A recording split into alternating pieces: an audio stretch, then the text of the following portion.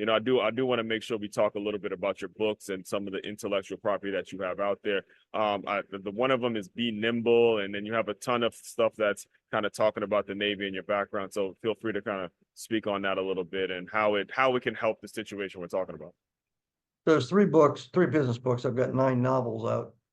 That was it, yeah. Right. The first one was Be Nimble. It's all about leadership and focuses on crisis and chaos and scaling and kind of dynamic situations and really what defines leadership apart from management. To me, management is the ability to oversee, establish and improve processes, systems, and the functions of people by resume.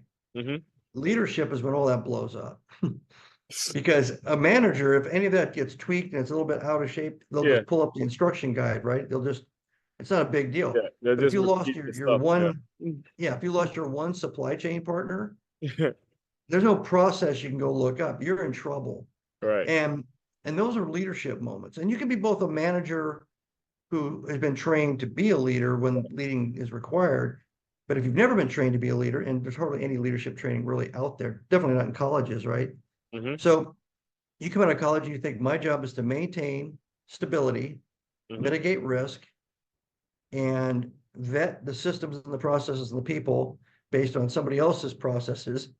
And then that's how I manage. And then the building's on fire and you're looking around and say, who's going to tell us what to do? Yeah. And they all look at you and they point at you and they go, well, you're the guy in charge. Yeah. Well, I've never been taught to be the guy in charge in this situation, which is Exactly. when leadership's required. So Be Nimble talks a lot about that, all in the business context. Be Visionary is all about being free to dream and to think big and to also kind of put your head on a swivel and think 360 degrees and push the horizons out 24, 36 months. Stop looking in the rearview mirror. Stop thinking that whatever happened yesterday or last month, you can just project it forward and it's going to be okay. Or your plan, your strategy is to take last year's performance, add 5% and push it forward.